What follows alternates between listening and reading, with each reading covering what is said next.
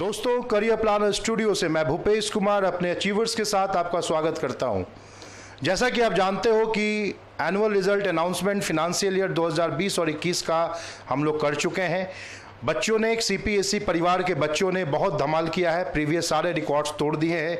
चाहे बैंकिंग की परीक्षा हो या एसएससी का परीक्षा हो या मिसलेनियस की परीक्षा हो, हर परीक्षा में हर कैटेगरी में बच्चों ने यहाँ से बेहतरीन प्रदर्शन किया है।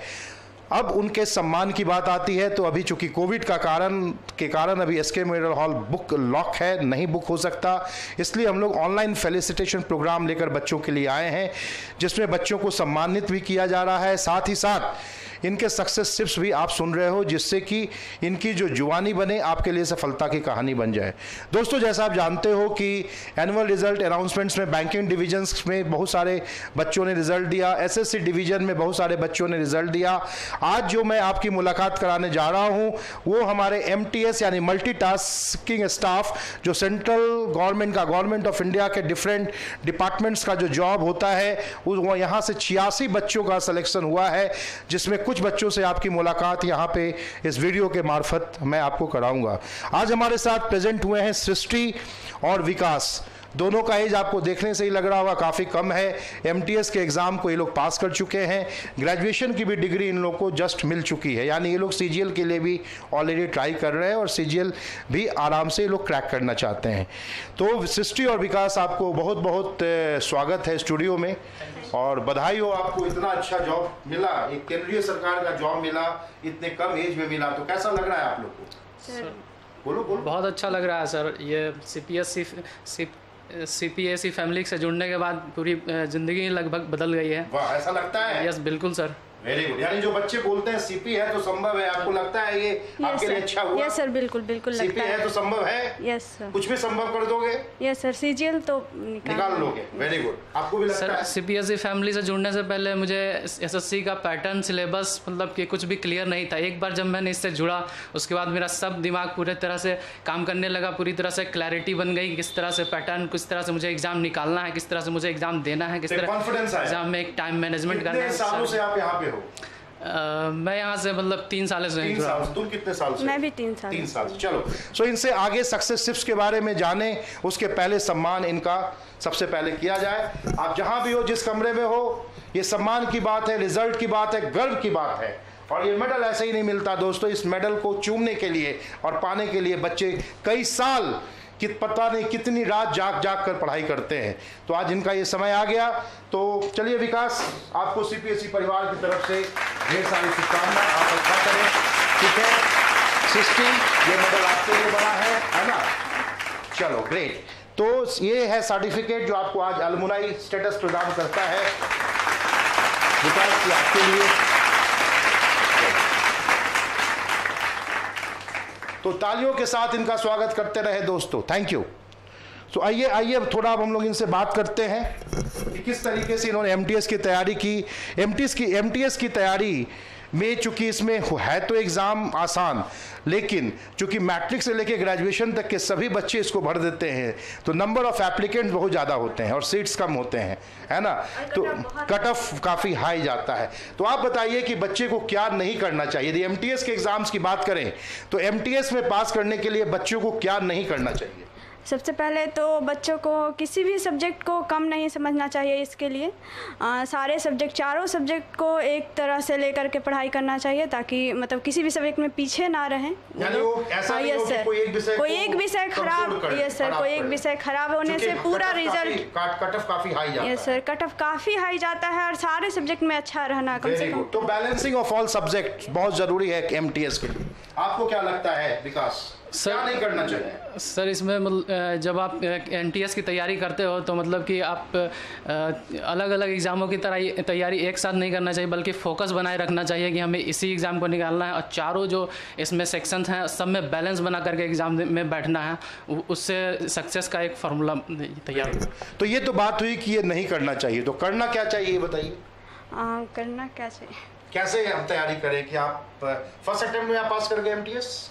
पिछले साल भी हम दिए थे, लेकिन एक दो मार्क्स से। Yes sir. तो क्या सीखा आपने जो फर्स्ट ईयर में आपका नहीं हुआ, तो सेकंड ईयर में आप पास किए। सबसे पहले तो मैंने ये सीखा कि प्रीवियस ईयर के क्वेश्चंस सबसे ज़्यादा ज़रूरी है। अगर एसएससी के एग्ज़ाम्स के लिए प्रीवियस ईयर कम से कम कुछ क्वेश्चन तो रिपीट होते हैं हूबहू, और कुछ क्वेश्चंस में concept yes sir concept same होता है, इसलिए तो प्रीवियस ईयर क्वेश्चंस बनाने चाहिए, अभ्यास करना चाहिए। यस सर, बिल्कुल प्रीवियस ईयर क्वेश्चन बनाने चाहिए। और अगर आप कितने भी तैयारी कर रहे हो, प्रीवियस ईयर नहीं किए हो तो आपकी तैयारी कमी है। अच्छा एक चीज़ बताइए, इसमें डिस्क्रिप्टिव तो क्वालिफाइंग होता है ना? जी, डिस्क्रिप्टिव क्वालिफाइंग होता है इसमें। क्या उसके लिए तैयारी करनी चाहिए शुरू से? बिल्कुल, इसमें शुरू से ही तैयारी करनी चाहिए, और यहाँ पर अलायंस क्लब में इसकी पूरी तैयारी शुरू से ही कराई जाती है।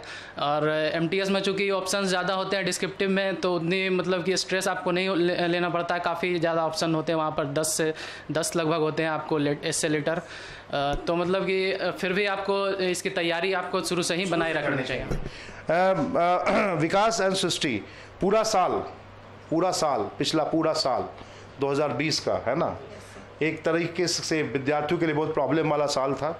आपका पढ़ाई यहाँ पे ऑफलाइन होता था, लेकिन तुरंत इसको ऑनलाइन में लाया गया।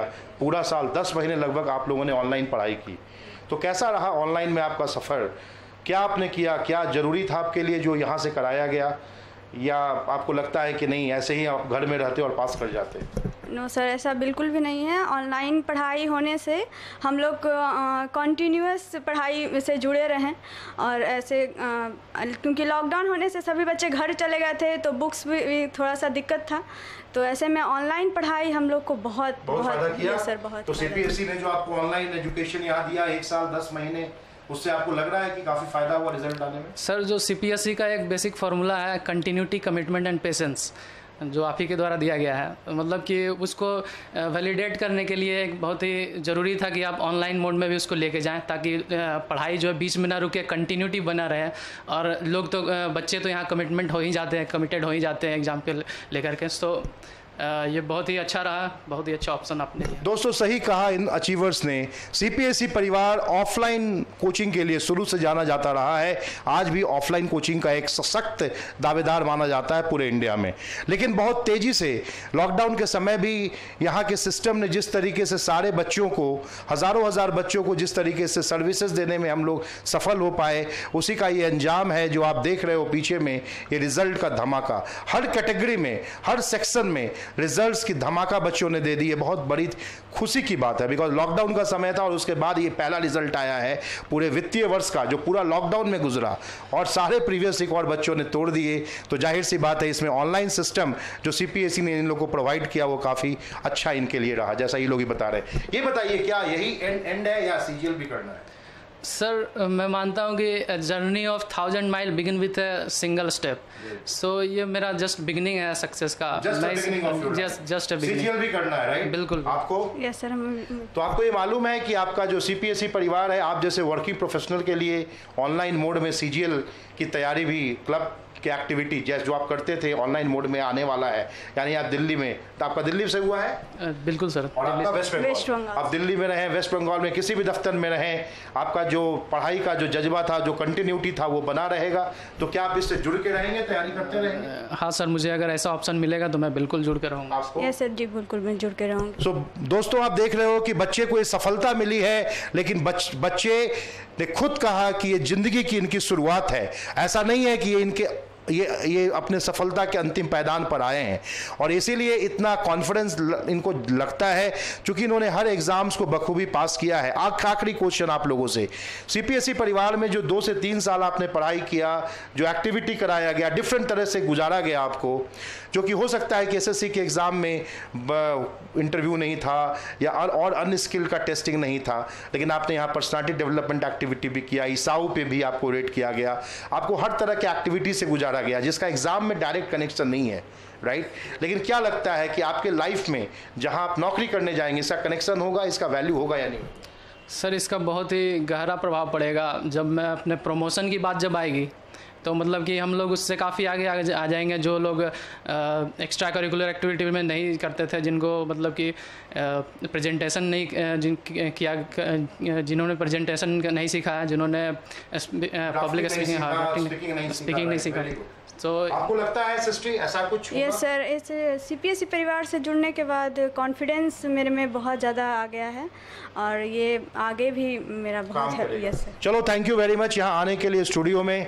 उम्मीद करते हैं कि जल्द से जल्द इसी साल आप CGL में भी पास कर जाए, जैसा आप लोग का रिजल्ट भी है ना CGL 2019 में। उम्मीद करते हैं कि आप जल्दी पास करें और फिर से CGL के सक्सेस पार्टी में इसी तरह सक्सेस टिप्स अचीवर्स वाला आपको देना होगा। Right? Thank you very much. Thank you sir. Thank you sir.